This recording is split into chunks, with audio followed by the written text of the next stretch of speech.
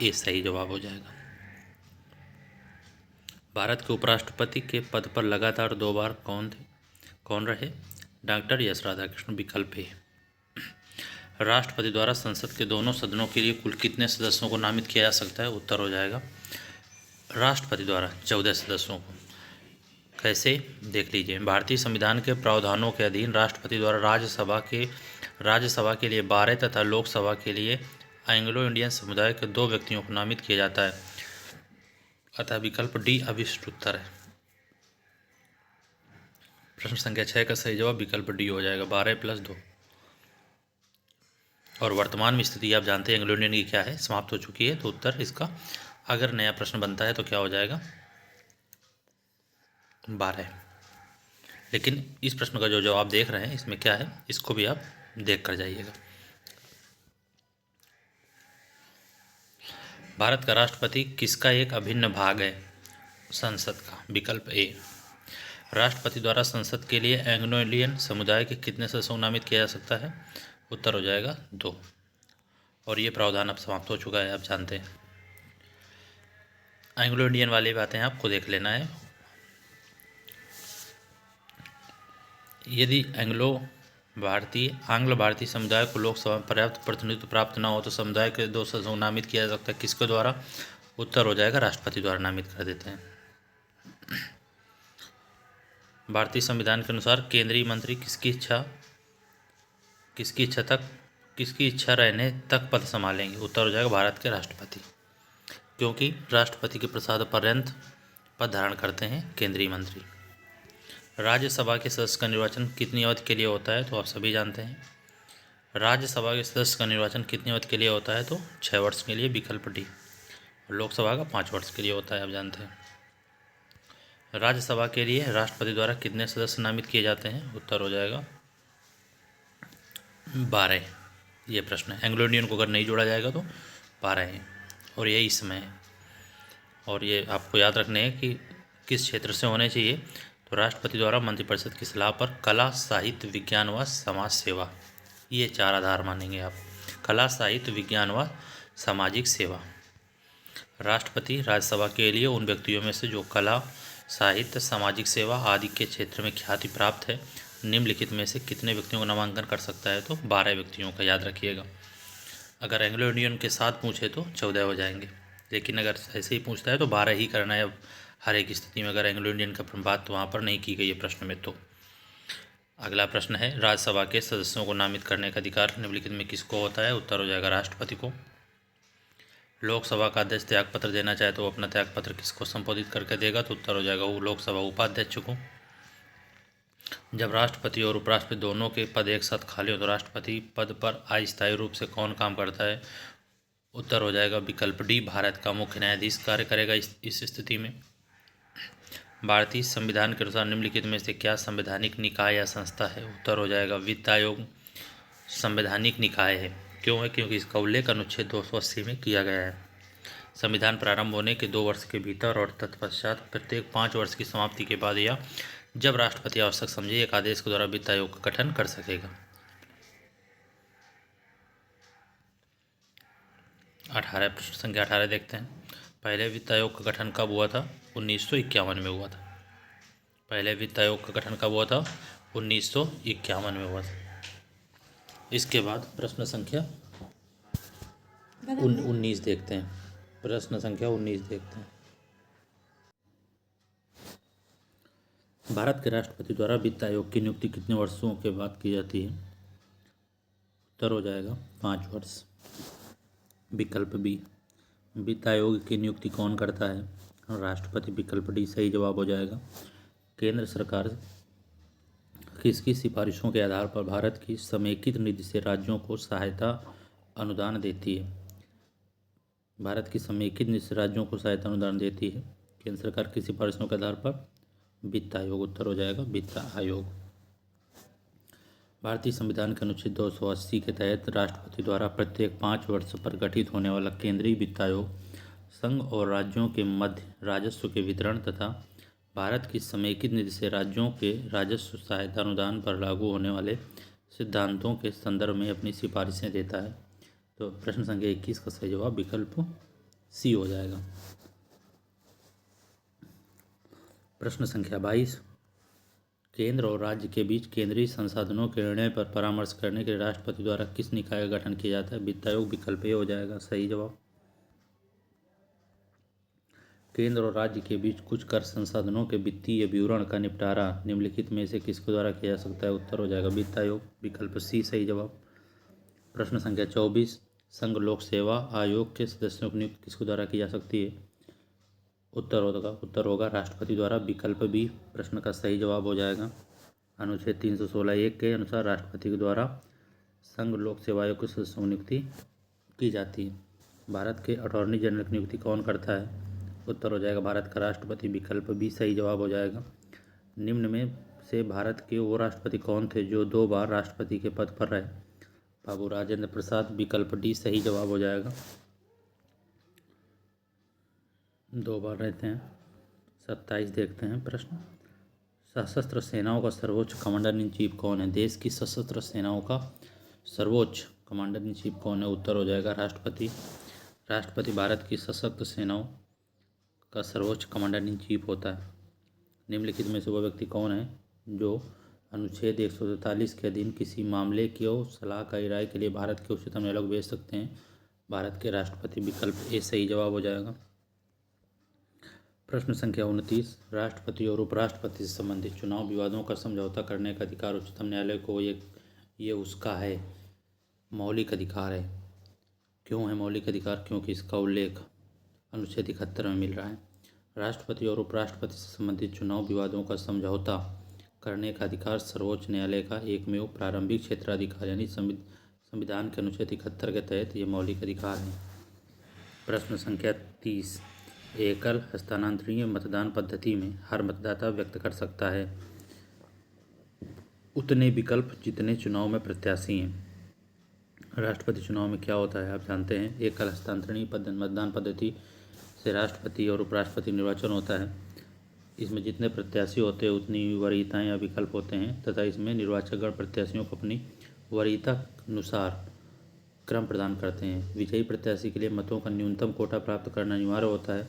यदि प्रथम वरीयता के आधार पर किसी प्रत्याशी को न्यूनतम कोटा नहीं प्राप्त होता है तो सबसे कम मत प्राप्त करने वाला प्रत्याशी निर्वाचन से बाहर हो जाता है और उसके प्राप्त मतों को अन्य प्रत्याशियों में अगली वरीयता के अनुसार बांट दिया जाता है तथा ये क्रम तब तक चलता है जब तक कि किसी प्रत्याशी को अभिष्ट न्यूनतम कोटा प्राप्त न हो जाए। भारत के राष्ट्रपति के पद को भरने के लिए निर्वाचन का आयोजन निम्नलिखित में कौन करवाता है? भारत का निर्वाचन आयोग। विकल्प बी सही हो जाएगा। प्रश्न संख्या 32 देखते हैं। भारत का उपराष्ट्रपति होता है राज्यसभा का पदेन अध्यक्ष।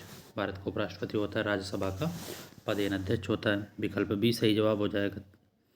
भारत का उपराष्ट्रपति नियुक्त किए जाने के लिए किसी व्यक्ति का राज्यसभा सदस्य बनने की योग्यता अवश्य होनी चाहिए। साथ ही उपराष्ट्रपति राज्यसभा का पदेन अध्यक्ष भी होता है। तो विकल्प बी हो जाएगा। प्रश्न संख्या 33, निम्नलिखित में वो व्यक्ति कौन था जिसे भारत के राष्ट्रपति के रूप में निर्विरोध चुना गया? आप जानते हैं doctor N Sanjiva Reddy. Doctor Neelam यानी एन संजीव रेड्डी भारत के राष्ट्रपति के रूप में निर्विरोध निर्वाचित हुए थे। विकल्प सी सही जवाब हो जाएगा। भारत के निम्नलिखित पदासीन उपराष्ट्रपतियों में से राष्ट्रपति चुनाव में राष्ट्रपति के पद के लिए चुनाव लड़ा और हार गए। निम्नलिखित में उपराष्ट्रपतियों में किसने राष्ट्रपति के पद के लिए चुनाव लड़ा और हार गए? भैरव सिंह शेखावत। तत्कालीन उपराष्ट्रपति भैरव सिंह शेखावत 13वें राष्ट्रपति पद चुनाव में प्रतिभा देवी सिंह पाटिल से पराजित हुए थे। याद रखिए, अच्छा प्रश्न है। कौन हार गए थे? भारत के निम्नलिखित पदासीन उपराष्ट्रपतियों में से उपराष्ट्रपति में पदासीन रहे और राष्ट्रपति पद के लिए चुनाव लड़ा और हार गए भैरव सिंह शेखावत। भारत का पहला अराजनीतिक राष्ट्रपति कौन था? उत्तर हो जाएगा डॉक्टर APJ अब्दुल कलाम। अराजनीतिक क्यों, इसकी व्याख्या देख लेते हैं इस प्रश्न की।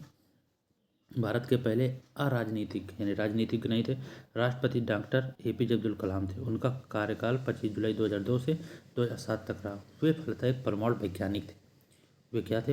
वैज्ञानिक थे, साइंटिस्ट थे, इसलिए अराजनीतिज्ञ से प्रश्न यहाँ पर पूछा गया है। उन्होंने विजन 2020 तथा पूरा योजना के माध्यम से राष्ट्रीय विकास हेतु सरकार को प्रेरित किया। उन्हें आम जन का राष्ट्रपति या पीपुल्स प्रेसिडेंट भी कहा जाता है। इस बात को भी आप याद रखिएगा, इस लाइन को आप नोट कर लीजिएगा कि उन्हें क्या कहा जाता है, तो राष्ट्रपति या पीपुल्स प्रेसिडेंट भी कहा जाता है।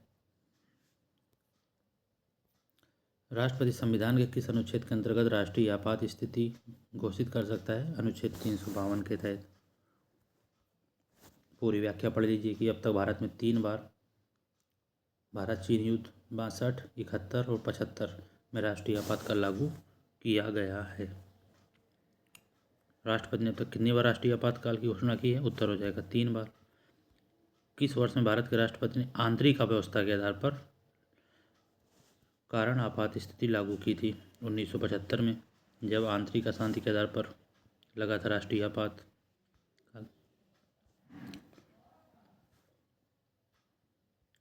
प्रश्न संख्या 39 देखते हैं। संवैधानिक प्रणाली के असफल हो जाने पर किसी राज्य में राष्ट्रपति शासन संविधान की किस धारा के अंतर्गत लागू किया जा सकता है? अनुच्छेद 356। पढ़ लीजिए व्याख्या। संवैधानिक प्रणाली के असफल हो जाने पर किसी राज्य में राष्ट्रपति शासन संविधान के अनुच्छेद 356 के तहत लागू किया जाता है। राष्ट्रपति शासन की स्थिति में राष्ट्रपति उस राज्य की सरकार के सभी या कोई कृत्य या शक्तियाँ अपने हाथ में ले सकता है। ठीक है, तो संवैधानिक प्रणाली के असफल हो जाने पर किसी राज्य में राष्ट्रपति शासन संविधान की किस धारा के अंतर्गत लागू किया जा सकता है? तो अनुच्छेद 356 के तहत। राष्ट्रपति अपना त्यागपत्र किसे प्रस्तुत करता है? विकल्प सी, उपराष्ट्रपति को। पूरी बातें लिखी हुई हैं। राष्ट्रपति अपना त्यागपत्र उपराष्ट्रपति को, लोकसभा अध्यक्ष अपना लोकसभा उपाध्यक्ष को, प्रधानमंत्री अपना राष्ट्रपति को तथा भारत का मुख्य न्यायाधीश अपना त्यागपत्र राष्ट्रपति को सौंपता है।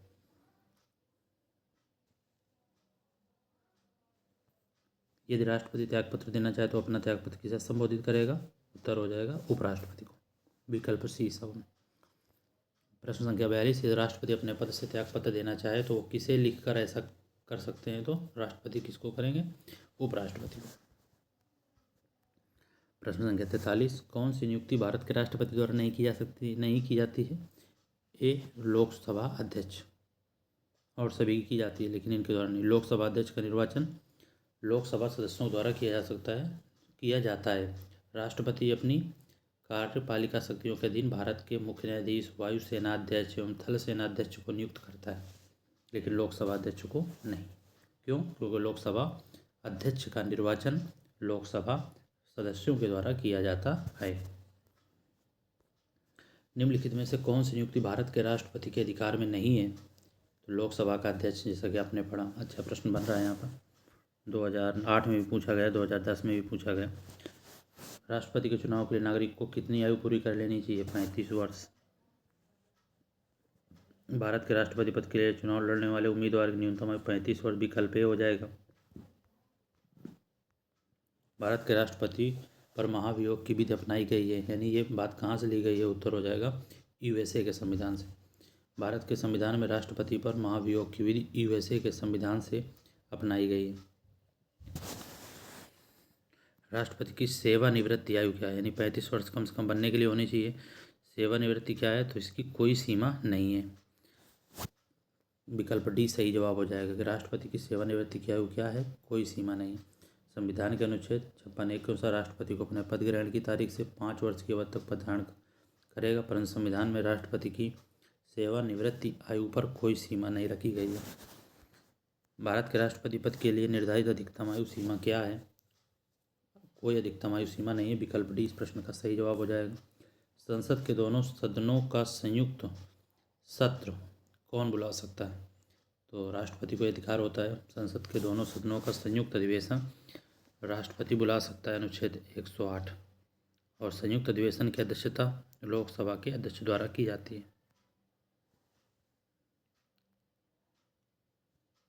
तो प्रश्न संख्या 50 का सही जवाब हो जाएगा विकल्प ए।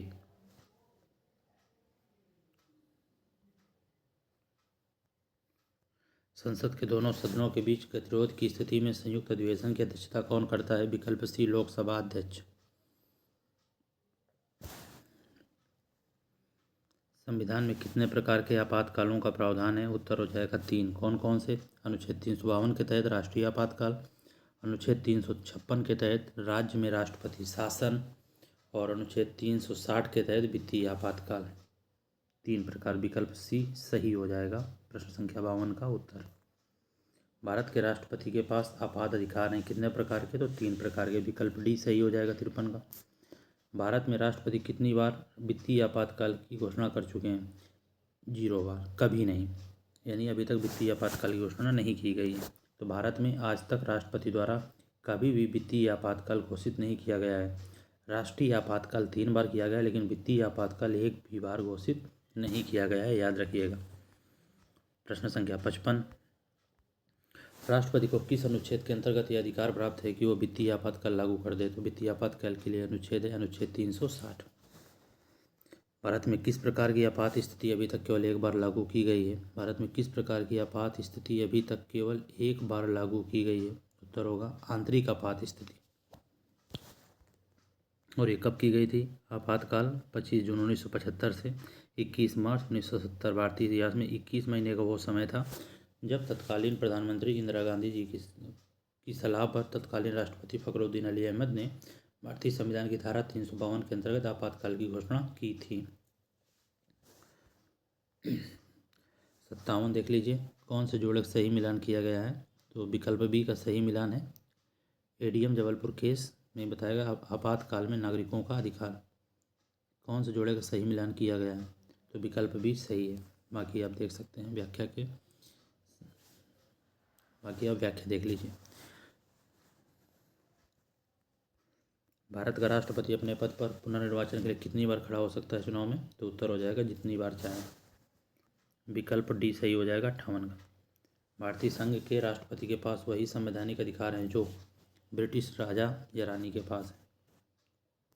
विकल्प ए सही जवाब हो जाएगा 59 का। 60 देखिए, निम्नलिखित में से वह व्यक्ति कौन है जिसे भारतीय संविधान के तहत आपातकाल की घोषणा करने के लिए अंतिम प्राधिकारी माना जाता है? उत्तर हो जाएगा राष्ट्रपति। विकल्प ए सही जवाब हो जाएगा प्रश्न संख्या 60 का।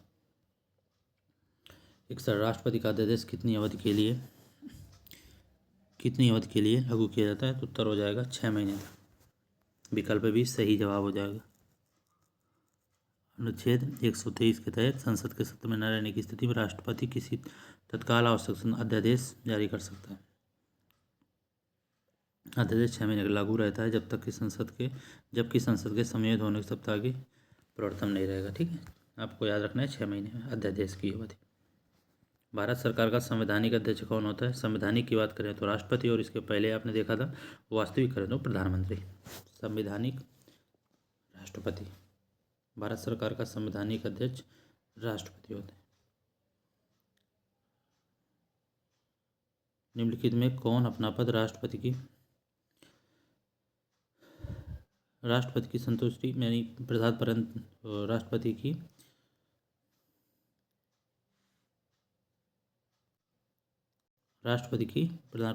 पर्यंत धारण करता है? उत्तर हो जाएगा राज्यपाल। राज्यपाल राष्ट्रपति के प्रसाद पर्यंत अपना पद धारण करता है अनुच्छेद 156 के तहत। भारत के उपराष्ट्रपति का चुनाव किया जाता है किसके द्वारा? संसद के सदस्यों द्वारा। भारत के उपराष्ट्रपति का चुनाव संसद के दोनों सदस्यों के सदनों द्वारा आनुपातिक प्रतिनिधित्व पद्धति के अनुसार एकल संक्रमणीय मत द्वारा किया जाता है। भारत के उपराष्ट्रपति के निर्वाचन के संबंध में कोई विवाद कहाँ भेजा जाएगा? उच्चतम न्यायालय में अवश्य फाइल किया जाना चाहिए। विकल्प डी सही जवाब हो जाएगा। भारत के राष्ट्रपति पर महाभियोग चलाया जा सकता है संसद द्वारा। विकल्प डी सही जवाब हो जाएगा। संविधान के उल्लंघन के लिए राष्ट्रपति के विरुद्ध अभियोग कार्रवाई किसमें शुरू की जा सकती है? उत्तर होगा संसद के किसी भी सदन में। विकल्प सी सही हो जाएगा 67 का। 68 देखते हैं, भारत के उपराष्ट्रपति पर अभियोग किसके द्वारा लगाया जा सकता है? अभियोग किसके द्वारा लगाया जा सकता है? उत्तर हो जाएगा भारत के उपराष्ट्रपति पर अभियोग किसके द्वारा लगाया जा सकता है? राज्यसभा द्वारा। क्यों? क्योंकि राज्यसभा का पदेन अध्यक्ष होता है। विकल्प सी 68 का सही जवाब हो जाएगा। आगे देखते हैं, अब तथ्यात्मक प्रस्तुति है, देख लेते हैं।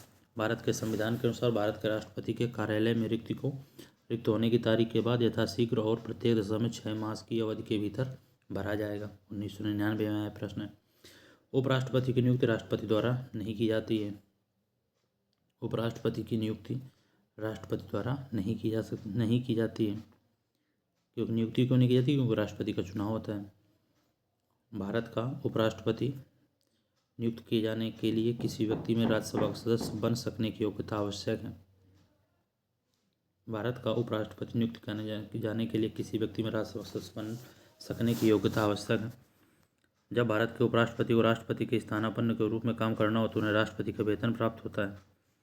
सही सुमेलित हैं। डॉक्टर एस राधाकृष्णन कार्यकाल से प्रश्न पूछा गया है, पढ़ सकते हैं आप। एस राधाकृष्णन ने 2 पूर्ण अवधियों तक भारत के उपराष्ट्रपति का पद संभाला था। वर्तमान उपराष्ट्रपति श्री हामिद अंसारी भी 2 बार उपराष्ट्रपति के कार्यकाल के लिए चुने गए, जिनका कार्यकाल 10 अगस्त 2017 को समाप्त होगा। ये पुरानी बुक है इसलिए, ठीक है। होगा शब्द नहीं होना चाहिए, हो चुका है। आप आज के हिसाब से अगर देखेंगे तो सही लिखी है बुक, आज के हिसाब से देखेंगे तो हो चुका है। आगे देखते हैं। लोकसभा में राष्ट्रपति द्वारा एंग्लो इंडियन समुदाय के 2 सदस्य मनोनीत किए जाते थे। राष्ट्रपति निर्वाचन में विवाद के मामलों को भारत के उच्चतम न्यायालय के समक्ष देखा था फाइल के रूप में प्रस्तुत किया जाता है।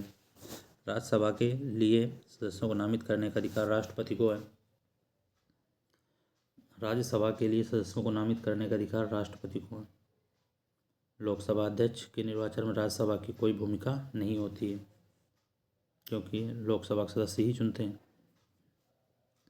भारतीय संविधान के अनुच्छेद 67B के तहत भारत के उपराष्ट्रपति को लोकसभा की सहमति से राज्यसभा द्वारा निकाला जा सकता है।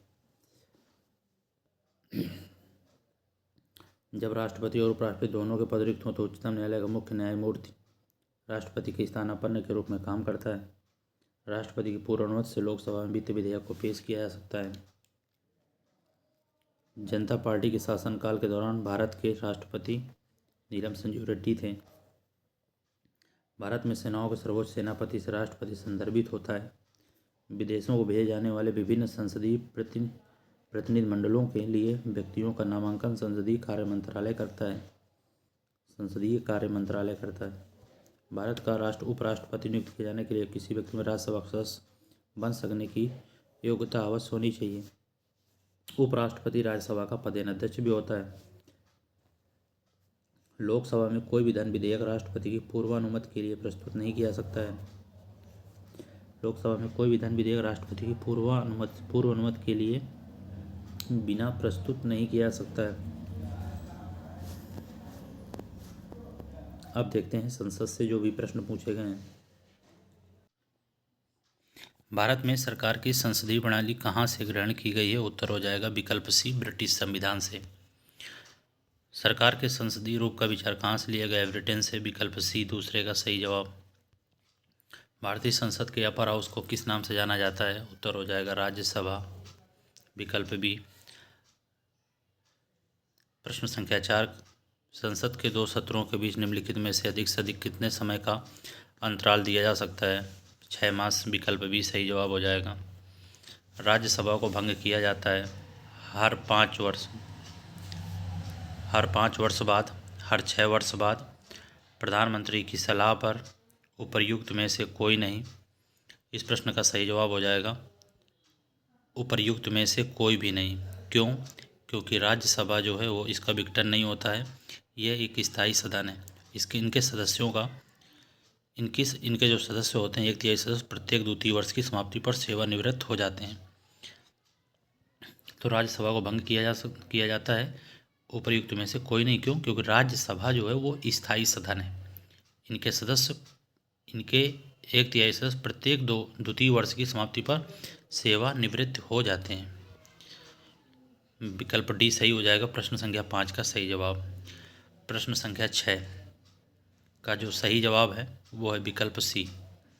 क्या सही नहीं है? इस आधार पर विकल्प सी सही हो जाएगा। राज्य विधानसभा में निर्वाचन होने के व्यक्ति की आयु 21 वर्ष पूरी होनी चाहिए। उत्तर होगा नहीं, 21 वर्ष नहीं, इसकी जगह पर कितने होनी चाहिए? 25 वर्ष। ठीक है, तो विकल्प सी हो जाएगा 6वें का। भारत में संसदीय ढांचे में 2 अस्थायी सदनों का नाम बताइए। 2 अस्थायी सदन कौन कौन से हैं? आप जानते हैं, लोकसभा और विधानसभा।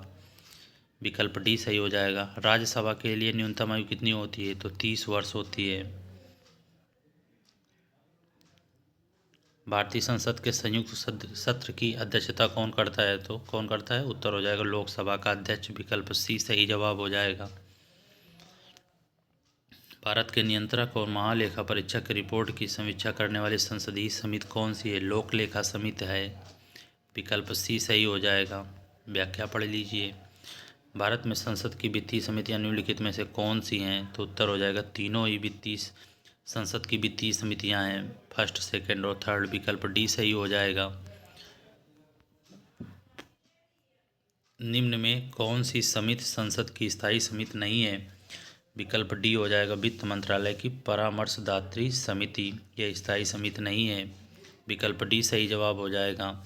लोक लेखा, प्राक्कलन और लोक उपक्रम समिति संसद की स्थायी समितियां हैं, जबकि वित्त मंत्रालय की परामर्शदात्री समिति संसद की स्थायी समिति नहीं है। संसद की लोक लेखा समिति का अध्यक्ष नियुक्त किया जाता है लोकसभा के अध्यक्ष द्वारा। विकल्प ए सही जवाब हो जाएगा। भारतीय संसद में लोक लेखा समिति का अध्यक्ष होता है विपक्षी दल का नेता। याद रखिएगा, भारतीय संसद में लोक लेखा समिति का अध्यक्ष होता है विपक्षी दल का नेता। विकल्प ए सही हो जाएगा। आगे बात करते हैं राज्यसभा के सदस्यों का सेवाकाल कितना होता है? तो राज्यसभा के सदस्य पूछा गया है। बहुत अच्छे से प्रश्न को देखना। सदस्य ना लिखा होता तो कोई कार्यकाल निश्चित नहीं होता। सदस्य लिखा है तो राज्यसभा के सदस्यों का कार्यकाल, सेवाकाल 6 वर्ष होता है और प्रत्येक 2 वर्ष की समाप्ति पर राज्यसभा के यथाशक 1/3 सदस्य सेवानिवृत्त होते हैं। 1/3 होते हैं, सभी एक साथ नहीं होते। राज्यसभा के सदस्यों का चुनाव कितनी अवधि के लिए किया जाता है? उत्तर हो जाएगा विकल्प सी 6 वर्ष के लिए। नागरिकता प्राप्त करने के लिए शर्तें निर्धारित करने वाला सक्षम निकाय कौन सा है? संसद है। विकल्प सी हो जाएगा। नागरिकता प्राप्त करने की शर्तें निर्धारित करने वाला सक्षम निकाय कौन सा है? संसद। विकल्प सी सही जवाब हो जाएगा।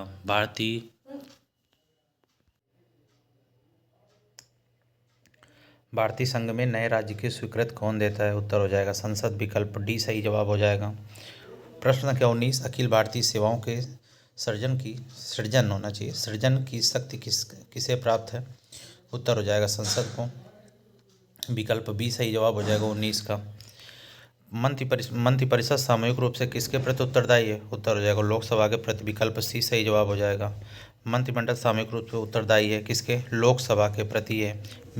प्रश्न संख्या 21 का सही जवाब विकल्प सी हो जाएगा। सरकार की मंत्रिमंडल प्रणाली की सबसे महत्वपूर्ण विशेषता है। मंत्रिमंडल जो पद्धति है उसकी सबसे महत्वपूर्ण विशेषता क्या है? सामूहिक उत्तरदायित्व है। प्रश्न संख्या 23 देखते हैं। सामूहिक उत्तरदायित्व अर्थात अगर कहें 22 का सही जवाब बी हो जाएगा। 22 के बाद 23, संसद के दोनों सदनों की संयुक्त बैठक को भेजे गए विधेयक का पारित होना होता है उपस्थित सदस्यों के साधारण बहुमत से। विकल्प ए सही हो जाएगा। दोनों सदनों की संयुक्त बैठक को भेजे गए विधेयक का पारित होना होता है उपस्थित सदस्यों के साधारण बहुमत से। विकल्प ए सही जवाब हो जाएगा। संसद में शामिल हैं लोकसभा, राज्यसभा और राष्ट्रपति। विकल्प ए सही हो जाएगा। भारत में कानूनों को बनाता है कौन बनाता है? तो विकल्प सी सही है। राष्ट्रपति और संसद के दोनों सदस्य मिलकर बनाते हैं। व्याख्या पढ़ लीजिए आप। भारतीय संविधान के संसद में दोनों सदनों द्वारा पारित हो जाने के बाद विधेयक पर राष्ट्रपति की अनुमति भी होना आवश्यक है। कोई विधेयक तब तक कानून नहीं बन सकता जब तक कि राष्ट्रपति इसकी अनुमति नहीं देता। विकल्प सी सही जवाब हो जाएगा। 26 देखते हैं। विधानमंडल का प्रमुख कर्तव्य क्या है? उत्तर हो जाएगा विकल्प बी कानूनों को अधिनियमित करना। विधानमंडल का प्रमुख कर्तव्य क्या है? नियमों या कानूनों को अधिनियमित करना। विकल्प बी सही जवाब हो जाएगा। संसदीय शब्दावली में समापन से क्या आशय है? संसद के सत्र का अंत है। 27 का ए हो जाएगा। प्रश्न संख्या 28 देखिए। लोकसभा में किसी विधेयक को धन विधेयक के रूप में प्रमाणित कौन करता है? लोकसभा में किसी विधेयक को धन विधेयक के रूप में प्रमाणित करता है अध्यक्ष। लोकसभा अध्यक्ष करता है। प्रमाणित करने का अधिकार लोकसभा अध्यक्ष को प्राप्त होता है। विकल्प डी सही जवाब हो जाएगा। यह कौन तय करता है कि संसद में रखा जाने वाला कोई विधेयक धन विधेयक है या नहीं? ये होगा अध्यक्ष लोकसभा, यानी विकल्प सी सही जवाब हो जाएगा। प्रश्न संख्या 30 देखते हैं। भारतीय संविधान के अंतर्गत अवशिष्ट अधिकारों का अर्थ क्या है?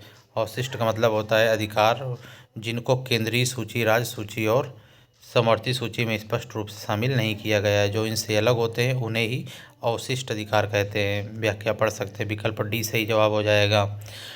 प्रश्न संख्या 31 में केंद्रीय विधानमंडल का अध्यक्ष बनने वाले पहले भारतीय कौन हैं? तो पहले भारतीय विट्ठल भाई पटेल। याद रखिएगा, बहुत ही महत्वपूर्ण प्रश्न है। आपको भी नया लग रहा होगा कि केंद्रीय विधानमंडल का अध्यक्ष बनने वाले पहले भारतीय कौन थे। 1925 की बात है। तो केंद्रीय विधानमंडल के अध्यक्ष बनने वाले सर्वप्रथम भारतीय विट्ठल भाई पटेल वर्ष 1925 में थे। तो विकल्प सी सही जवाब हो जाएगा। नोट कर लेना।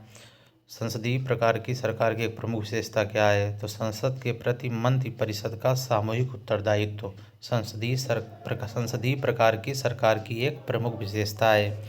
विकल्प डी सही हो जाएगा। प्रश्न संख्या 33 देखते हैं। विधायिका को किस प्रकार की सरकार में कार्यपालिका से अधिक प्राथमिकता मिलती है? विकल्प ए संसदीय सरकार। सही जवाब विकल्प ए हो जाएगा।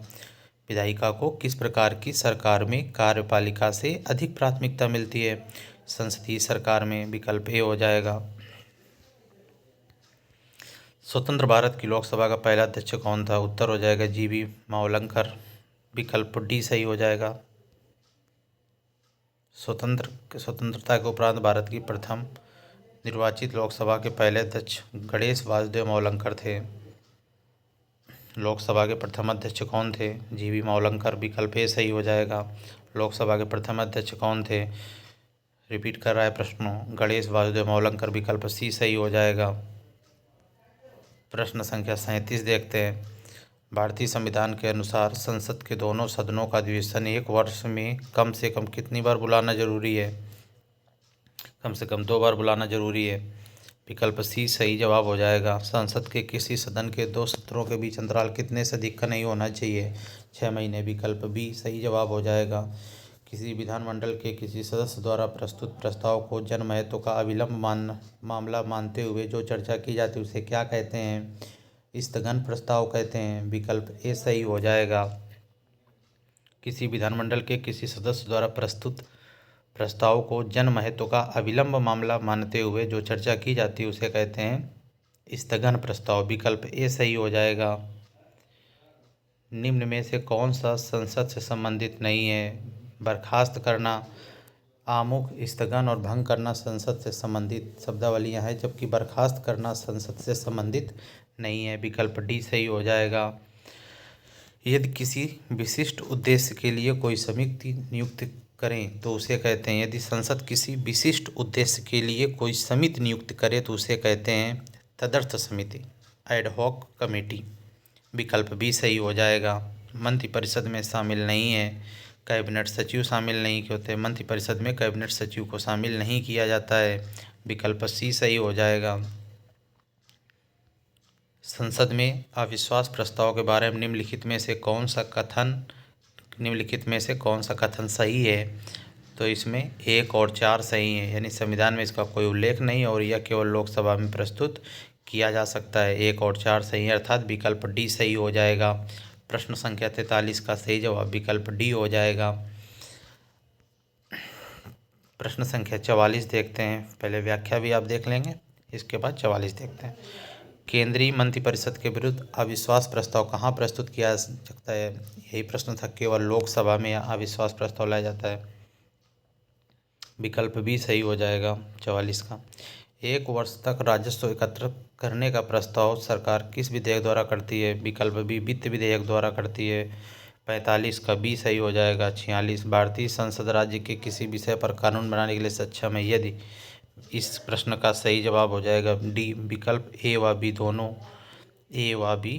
यानी अनुच्छेद 352 के अंतर्गत आपात स्थिति हो तब, और अगली कंडीशन है देश के 2 या अधिक राज्यों की विधानसभाएं इसका अनुरोध करें, तब भारतीय संसद राज्य के किसी विषय पर कानून बनाने के लिए सक्षम होगी। तो विकल्प डी हो जाएगा इस प्रश्न का सही जवाब। भारत के संविधान की कौन सी अनुसूची राज्यसभा में सीटों के बंटवारे का निर्धारण करती है? विकल्प बी 4थी अनुसूची सीटों का बंटवारे का निर्धारण करती है। किस सदन में अध्यक्ष उस सदन का अध्यक्ष नहीं होता है? राज्यसभा का। विकल्प बी सही हो जाएगा। प्रश्न संख्या 49 निम्नलिखित में कौन सा कथन सही नहीं है? तो इस हिसाब से 49 प्रश्न का जो सही जवाब होगा वो हो जाएगा विकल्प डी। डी सही नहीं है, यानी क्यों सही नहीं है, क्या प्रश्न एक बार और देखते हैं कौन सा सही नहीं है। उपराष्ट्रपति राज्यसभा का पदेन अध्यक्ष होता है, बिल्कुल सही है। आकस्मिक रिक्ति के दौरान उपराष्ट्रपति भारत के राष्ट्रपति के रूप में काम करते हैं, ये भी सही है।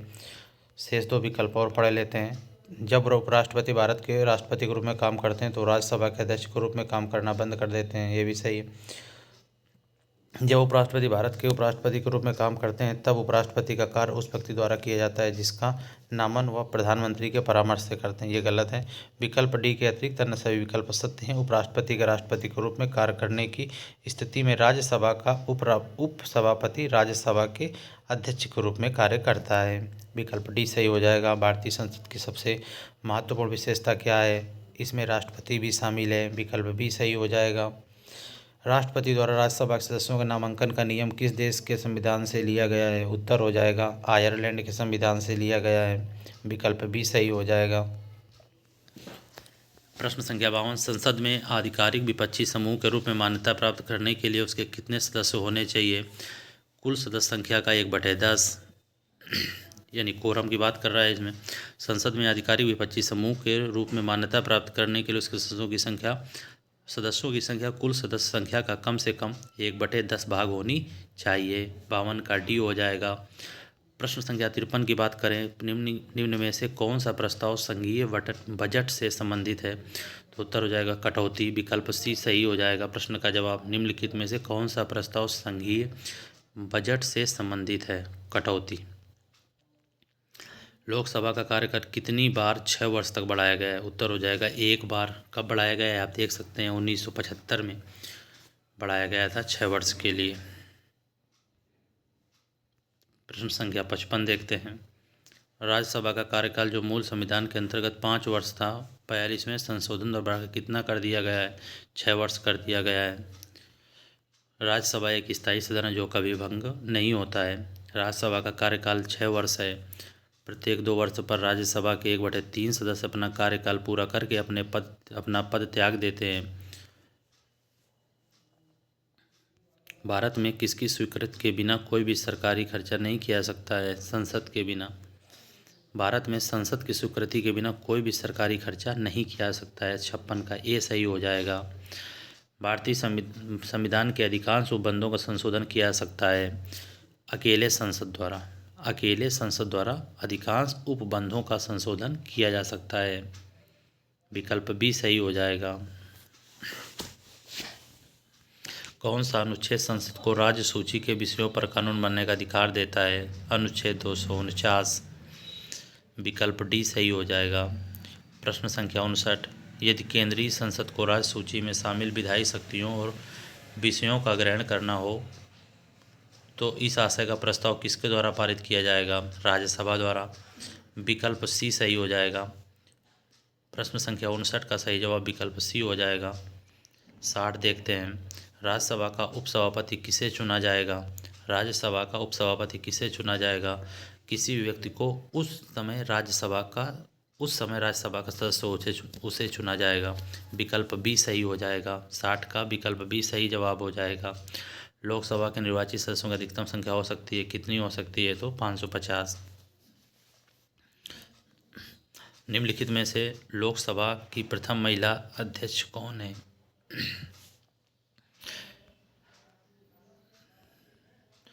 लोकसभा की प्रथम महिला अध्यक्ष कौन है, उत्तर हो जाएगा मीरा कुमार, विकल्प ए सही जवाब हो जाएगा।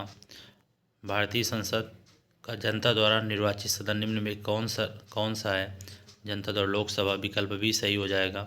गैर धन विधेयक के संसद के हर सदन में कितने वाचन होते हैं, गैर धन विधेयक के संसद के हर सदन में कितने वाचन होते हैं, उत्तर हो जाएगा 3 वाचन होते हैं, विकल्प भी सही जवाब हो जाएगा। व्याख्या पढ़ लीजिए, 3 वाचन होते हैं। प्रथम वाचन विधेयक पेश करने के साथ अनुमति लेने संबंधी, द्वितीय वाचन उसकी विस्तृत एवं बारीकी से जांच होती है और तृतीय वाचन में कोई संशोधन होता है तो उसे स्वीकृत कर विधेयक का अंग बना दिया जाता है।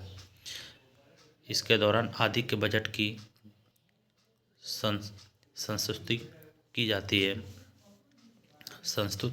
है, उत्तर हो जाएगा तेजी के दौरान। अधिक बजट की संस्तुति तेजी के दौरान की जाती है। 65 का विकल्प बी सही हो जाएगा।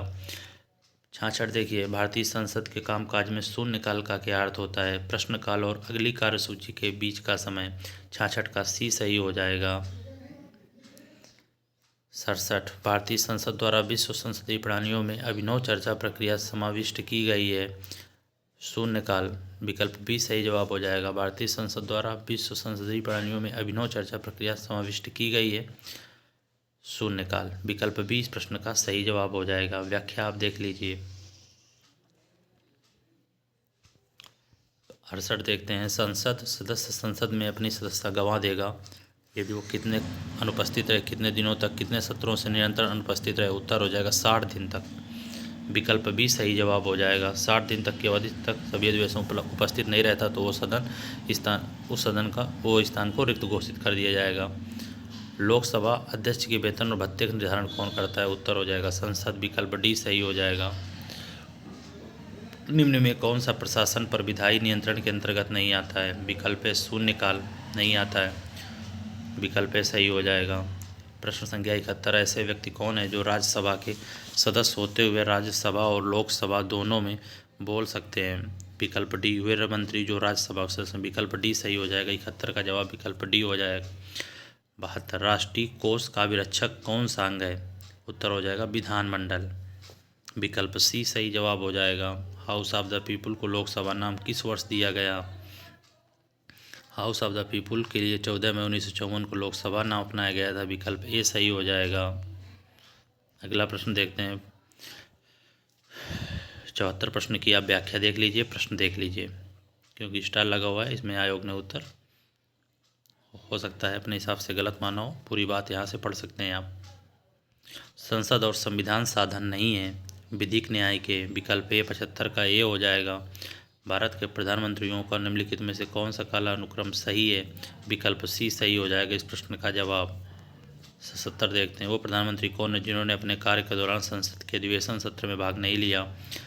चौधरी चरण सिंह। विकल्प डी सही हो जाएगा। लोकसभा कोरम कितना होता है? 1/10। 78 का सी हो जाएगा।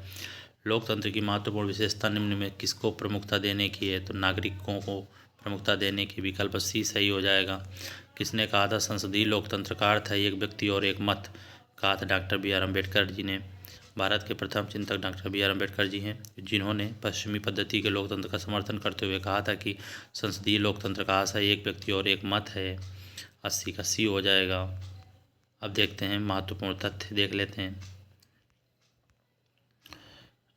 ये 1999 से 2004 तक पूछे गए हैं। वित्त विधेयक केवल लोकसभा में ही प्रारंभ किए जा सकते हैं और लोकसभा द्वारा पारित धन विधेयक राज्यसभा द्वारा पारित मान लिया जाता है यदि उच्च सदन 14 दिन की समय सीमा में कार्य संपादन न कर सके। 14 दिन वाली बात याद रखना। राज्यसभा द्वारा लोकसभा को धन विधेयक 14 दिन में दिए जाने चाहिए। ठीक है। राज्यसभा का विघटन नहीं किया जा सकता है, राज्यसभा को भंग नहीं किया जा सकता है क्योंकि स्थायी सदन है। नई अखिल भारतीय सेवाओं का गठन करने के संबंध में राज्यसभा को लोकसभा के अपेक्षाकृत अधिक अधिकार प्राप्त हैं, यानी राज्यसभा को अधिक अधिकार प्राप्त है नई अखिल भारतीय सेवाओं का गठन करने के संबंध में। संसद के दोनों सदनों में किसी धनेतर यानी नॉन मनी विधेयक संबंधी असहमत होने पर अनुच्छेद 108 के अंतर्गत राष्ट्रपति बिल पर विचार करने हेतु दोनों सदनों की संयुक्त बैठक बुला सकते हैं। संसद के दोनों सदनों के संयुक्त अधिवेशन को राष्ट्रपति बुलाता है।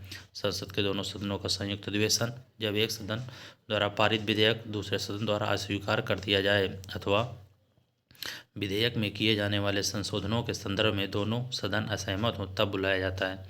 संसद के दोनों सदनों को 1 महीने के अंदर युद्ध अथवा बाहरी आक्रमण के कारण उत्पन्न आपातकालीन स्थिति की घोषणा करने की मंजूरी देनी चाहिए। लोकसभा के अध्यक्ष को केवल टाई होने पर मत देने का अधिकार है। राज्यसभा एक स्थायी सदन होने के कारण इसके 1/3 सदस्य प्रति 2 वर्ष पर अपना कार्यकाल पूरा करके सेवानिवृत्त होते हैं। भारत के संविधान के अनुच्छेद 75(3) के अनुसार मंत्रिपरिषद लोकसभा के प्रति सामूहिक रूप से जिम्मेदार होता है। अधीनस्थ विधायन समिति प्रत्यायोजित विधायन से संबंधित होती है। भारतीय संविधान में राज्य की शक्तियाँ एवं कार्य 3 सूचियों संघ राज्य समवर्ती में विभाजित किए गए हैं। भारत सरकार के अवशिष्ट अधिकार केंद्र में निहित हैं।